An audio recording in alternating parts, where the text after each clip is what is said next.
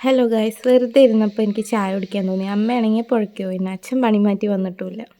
എന്നാൽ അന്നേരം കൈ കൊണ്ടൊന്ന് നോക്കാൻ പറഞ്ഞിട്ട് എങ്ങനെയൊക്കെ പാത്രമൊക്കെ എടുത്ത് അടുപ്പത്ത് വെച്ച് വെള്ളം വെച്ച് തിളപ്പിച്ചു. അതിലേക്ക് കുറച്ച് ചായപ്പൊടിയും, കട്ടൻ ചായയാണ് നമ്മൾ ഉണ്ടാക്കുന്നത്. അതിലേക്ക് കുറച്ച് ചായപ്പൊടി ഇട്ടു. പഞ്ചസാരപ്പാത്രം അങ്ങനെ താങ്ങിയിട്ടിട്ട കാരണം കൊണ്ട് കുറച്ച് മധുരം കൂടിപ്പോയി കേട്ടോ.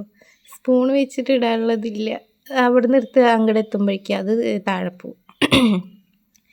എന്നിട്ട് കട്ടൻ ചായ, ഒരു സ്പെഷ്യൽ കാര്യം കാണിച്ചു തരുന്നത്. എൻ്റെ അച്ഛൻ്റെ ഒരു അടിപൊളി സാധനം.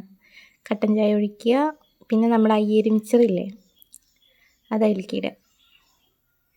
ചെറുപ്പം മുതൽക്ക് കഴിക്കണം. എൻ്റെ അച്ഛനാണെങ്കിൽ ചോറിൻ്റെ കൂടെയും ചായയുടെ കൂടെയും ഒക്കെ ബേക്കറി ഐറ്റംസ് കഴിക്കണ കാണാം. അങ്ങനെ ഞാനും എൻ്റെ ഏട്ടനും ഇതുപോലെ തന്നെ കേട്ടോ. ഒരു രക്ഷയില്ലാത്ത ടേസ്റ്റാണ് കട്ടൻ ചായയും മിച്ചറും. അതും അയ്യരി മിച്ചറാണെങ്കിൽ ഒന്നുകൂടെ അടിപൊളിയാണ്. എന്നിട്ട് അത് നന്നായിട്ട് അതിലൊന്ന് ഫുള്ളായിട്ട് ഒഴിച്ച്, പക്ഷെ ആ കട്ടൻ ചായ കുടിക്കാൻ നല്ല എരിവായിരിക്കും കേട്ടോ, ഒരു പ്രത്യേക ടേസ്റ്റാണ്. ഒന്ന് ട്രൈ ചെയ്ത് നോക്കണേ എൻ്റെ മക്കളെ. കൈ ഒടിഞ്ഞിങ്ങനെ ഇരിക്കുമ്പോഴാണ് ഈ കൈയില്ലാത്തവരുടെയൊക്കെ അവസ്ഥ മനസ്സിലാക്കണത്. അവരൊക്കെ എന്തോരം കഷ്ടപ്പെടുന്നുണ്ടാവുമല്ലേ.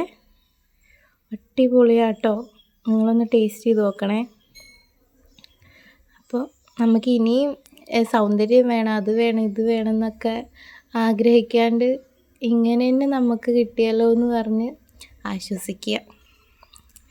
എന്തായാലും ഇതൊന്ന് ട്രൈ ചെയ്ത് നോക്കണേ, അടിപൊളിയാണ്.